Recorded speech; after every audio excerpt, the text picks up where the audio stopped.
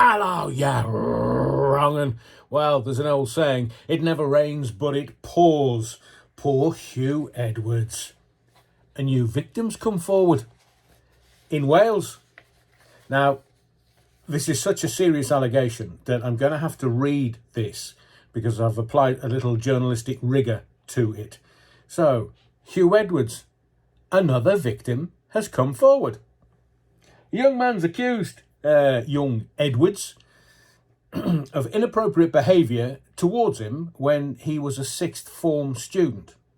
Now, I'm going to change the name of this young guy, evidently Welsh, and that's as much as I'm going to identify him with. Now, Edwards sent suggestive messages to this young guy who was 18 at the time, so he was legal, and invited him for a visit at the BBC's headquarters in London. I'm going to call him Amir, if you don't mind. Amir, not his real name, alleges Huw Edwards of grooming behaviour. The former BBC News at 10 presenter pleaded guilty to making indecent images of children in court, you know the case, in September this year. Now, these new allegations by this young chap in Wales are not associated with the previous criminal case. Speaking for the first time and anonymously on a Welsh TV programme on S4C, I quote, "People like him believe they can do whatever they want and abuse their power." Now, they first met at a community concert where Huw Edwards was the compere and this Welsh guy was performing in his school uniform. I quote again, "He came up to me at the end of the night to say hello. He said that the performance was good, that I was very talented, and that he wanted to connect with me." Now, the Welsh guy alleges that Edwards told him to follow him on Instagram and that he could help him with his music career. He asked me if I wanted to meet him in London and have a tour of the BBC where I could meet a few contacts. Quote, now, the Welsh guy says that he accepted the invitation and was taken around the newsroom by Edwards, where he says he was introduced to his colleagues as a friend who had a musical talent. He says he was promised opportunities to perform at concerts in London, but this never materialised.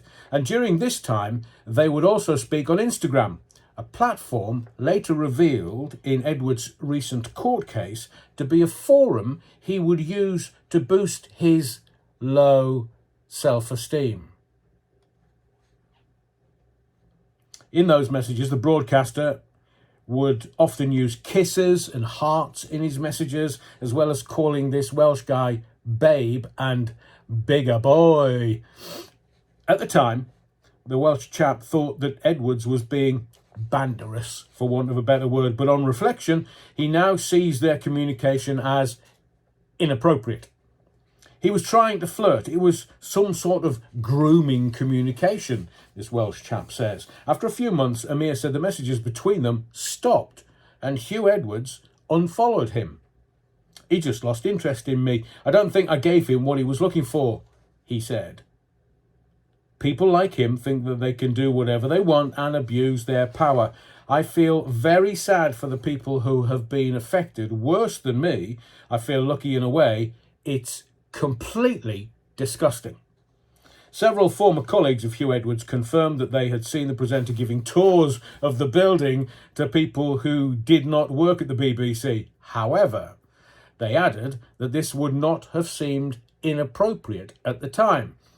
Huw Edwards didn't respond to a request for a response from the S4C TV programme, and the BBC, who have commissioned an independent review to strengthen their workplace culture, say they are appalled by Huw Edwards' crimes and that he has betrayed not just the BBC, but audiences who put their trust in him. Now, before I get to a couple of questions that simply trip off the tongue, I'll kindly remind you of the inquiry into Savile at the BBC, which uncovered a rape of an 8-year-old girl on BBC property. And what did the BBC do about that? Nothing. So the questions that readily come to mind, my mind, is this. What happened to the Newsnight investigation into Huw Edwards at the BBC? I wonder. What happened to the 3 alleged BBC victims that made complaints against Edwards to the BBC? I wonder. Have the BBC put further safeguards in place? Because seemingly Savile did this 30, 40, 50 years ago and Huw Edwards got away with it. So have they put anything in place? Any new safeguards in place to stop people raping 8-year-old girls at the BBC? Any more grooming going on at the BBC that the BBC wants to tell us about? And finally, the interview is going to be broadcast on S4C. You can obviously watch it on catch-up. But a new victim has come forward and alleged Huw Edwards of grooming him.